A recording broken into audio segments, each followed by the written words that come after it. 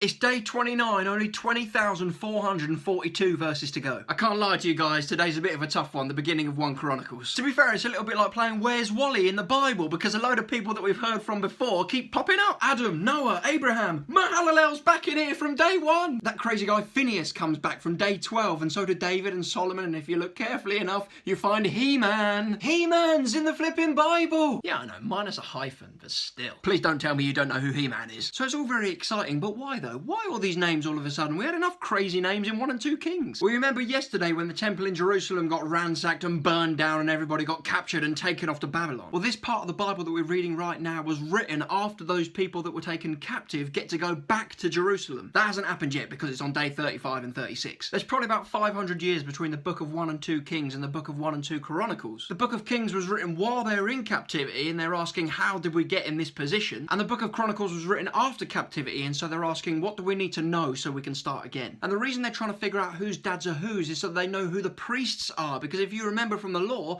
it's only the priests that are allowed to offer worship to God on behalf of the whole community. Remember, when you do it wrong, you tend to get struck down or fried. Check out day 8 and day 22. So that's why 1 Chronicles 1 starts at Adam and goes all the way through the history of everything we've seen so far, so that by the time they get to chapter 9, they're ready to start again, having remembered where they've been. The other thing you got to remember is that God promised David that he would always have a king on the throne in his family line, and 1 and 2 Chronicles focuses on the family line of David in fulfillment of God's promise. Phew, this is technical. It'd be a lot easier if the Bible had just been made up by some guy one night in a pub, but then it might be a little less reliable. Anyway, there's this cool thing that happens in chapter 4 where there's a guy called Jabez and his name means pain because he really hurt his mum on the way out. That's not the cool thing. And he cries out to God and he says, keep me from harm and free me from pain and enlarge my territory. And it just says in the Bible that God granted his request. I wonder what I could ask for. Tune in tomorrow for all the stuff you've already heard about.